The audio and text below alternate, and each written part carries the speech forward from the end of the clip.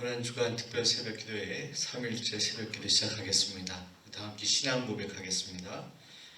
나는 전능하신 아버지 하나님 천지 창조주를 믿습니다. 나는 그의 유일하신 아들 우리 주 예수 그리스도를 믿습니다. 그는 성령으로 잉태되어 동정녀 마리아에게서 나시고 본디오 빌라도에게 고난을 받아 십자가에 못 박혀 죽으시고 장사된 지 사흘 만에 죽은 자 가운데서 다시 살아나셨으며 하늘에 오르시어 전능하신 아버지 하나님 우편에 앉아 계시다가 거기로부터 살아있는 자와 죽은 자를 심판하러 오십니다. 나는 성령을 믿으며 거룩한 공교회와 성도의 교제와 죄를 용서받는 것과 몸의 부활과 영생을 믿습니다. 아멘.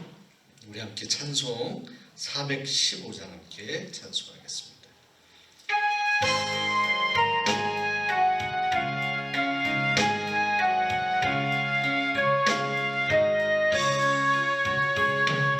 십자가 그늘 아래 나 쉬기 원하네. 저 햇볕이 뜨겁고 또 짐이 무거워. 이 광야 같은 세상에 늘 방황할 때에 주 십자가의 그늘에 내 쉴 곳 찾았네. 내 눈을 밝히던 서저 십자가 볼 때 날 위해 고난 당하신 주 예수 보인다. 그 형상 볼 때 내 맘에 큰 찔림 받아서 그 사랑 감당 못하여 눈물만 흘리네. 십자가 그늘에서 나 길이 살겠네. 나 사모하는 광채는 주 얼굴뿐이라. 이 세상 나를 버려도 나 두려움 없네. 내 사랑없는 영광은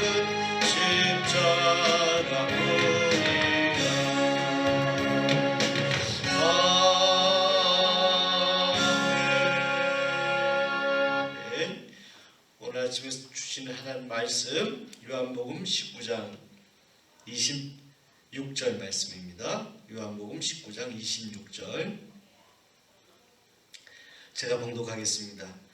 예수께서 자기의 어머니와 사랑하시는 제자가 곁에 서 있는 것을 보시고 자기 어머니께 말씀하시되 여자여 보소서 아들이니이다 하시고 26절 말씀만 보겠습니다.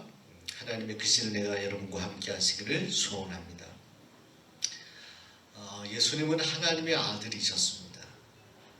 예수님의 사역은 늘 하나님의 뜻에 부합한 그런 사역이었고 또 예수님이 공생의 사역을 하실 때 언제나 하나님의 뜻에 순종하려고 최선을 다하셨습니다. 종종 사역을 하다가 우리 주님께서 한적한 곳에 따로 가셔서 기도하실 때에도 하나님의 뜻을 묻기 위하여 또 하나님께서 우리 주님께 말씀하신 그 뜻을 다시 한번 확인하기 위해서 우리 주님은 늘 간절히 하나님께 기도하셨죠. 그런데 하나님께 순종을 다하고 말씀대로 우리 주님께서 귀한 사역을 감당하셨을 뿐만이 아니라 육신의 부모님에게도 우리 주님은 해야 할 바의 도리를 하셨던 것을 보게 됩니다. 성경에 보면 예수님의 탄생 그리고 예수님의 마지막 그 순간 외에 예수님의 부모님에 대한 언급이 그렇게 많이 나와 있지는 않습니다. 그런데 특별히 예수님 어머니 마리아에 대한 기록은 예수님 사역을 시작할 때와 또 마지막 십자가 위에서 오늘 성경 말씀을 보시면 예수님께서 십자가 달려 돌아가실 때 그 현장에 우리 주님의 어머니 마리아가 함께 계셨음을 알게 됩니다. 처음과 마지막 늘 함께 하셨던 것이 우리 예수님의 어머니 마리아셨습니다.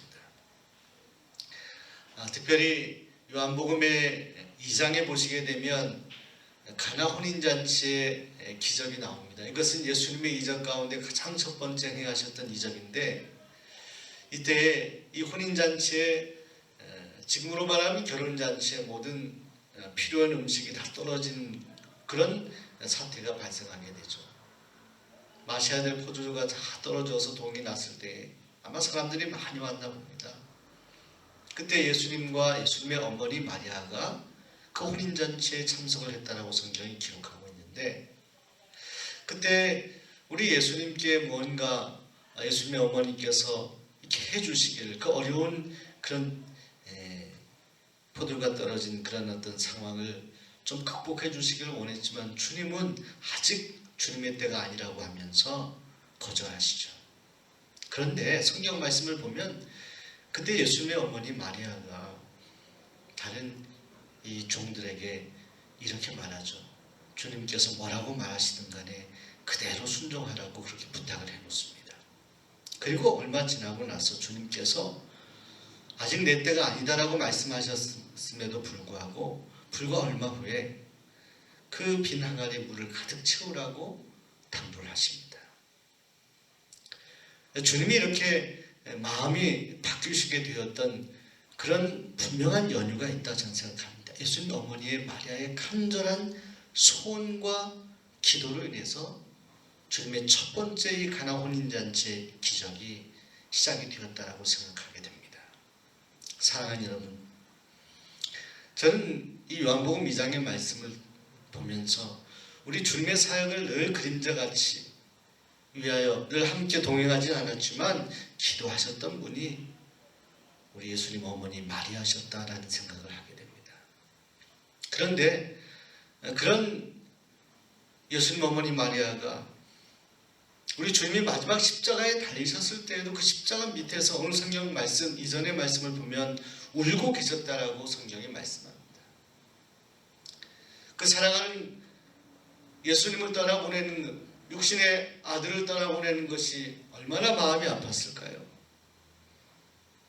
그러나 끝까지 아들 예수님이 십자가에 달리시는 모습, 그 처참한 모습을 보면서 울부짖는 그 마리아의 모습을 보면서 마리아는 끝까지 주님을 위해서 기도하고 헌신하였던 참 귀한 그런 믿음의 사람이었다라는 그런 생각을 하게 됩니다. 그런데 그런 어머니 마리아에 대해서 우리 주님은 오늘 성경 말씀을 보게 되면 어머니에게 이렇게 말씀합니다. 어머니 보소서 제가 아들입니다. 아들이 여기 있습니다. 그리고 오늘 27절 말씀을 보시게 되면 울고 있는 어머니, 그 어머니를 보면서 옆에 있는 제자에게, 성경에는 요한복음의 애제자인데 이 12제자가 아니라 특별히 예수님을 따랐던 또 예수님이 사랑하셨던 그런 한 무리의 제자들 가운데 한 사람이었던 것 같습니다. 그 제자에게 어머니를 맡깁니다. 너의 어머니다. 내가 십자가에서 달려 이제 죽고 어머니와 이제 잠시 이별할 테인데 너의 어머니다라고 그 제자에게 어머니를 맡겼을 때 그 제자가 그 어머니를 모셨다. 그 제자가 자기 집에 어머니를 모셨다. 성경이 그렇게 기록하고 있습니다. 예수님께서는 하나님의 뜻대로 사셨지만 육신의 어머니에게도 할 수 있는 최선을 다했습니다. 사람으로서의 도리를 다했습니다. 사랑하는 여러분, 예수님의 어머니는 사실 예수님의 탄생 때부터 성령으로 잉태된 그런 예수님이셨기 때문에 오해를 받고, 요셉에게도 처음에는 오해를 받고 사실 마음고생을 많이 했는데 하나님께서 현몽을 통해서 예수님은 성령으로 잉태된 그 하나님의 아들이다라는 것을 분명하게 요셉에게 보여주시면서 그 오해가 풀리지 않습니까?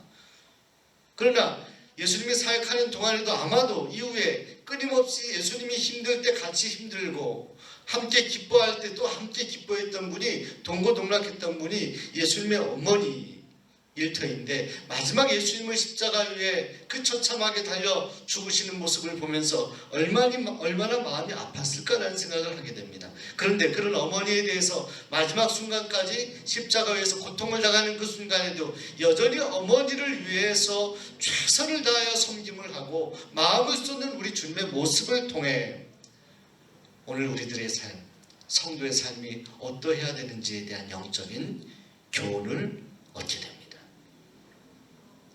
우리는 하나님께 우리가 해야 될 순종을 다하고 또 그렇게 살아가야 되겠지만, 그러나 우리가 신앙생활을 열심히 한다는 것, 이것이 빌미가 되어서 우리가 마땅히 인간적으로 해야 될 도리들을 하지 않는다라고 하면 이것은 결코 주님이 가신 길이 아니다라는 것을 오늘 가상치는 세 번째 말씀을 통해서, 그 현장의 일들을 통해서 우리는 묵상하게 되는 것입니다.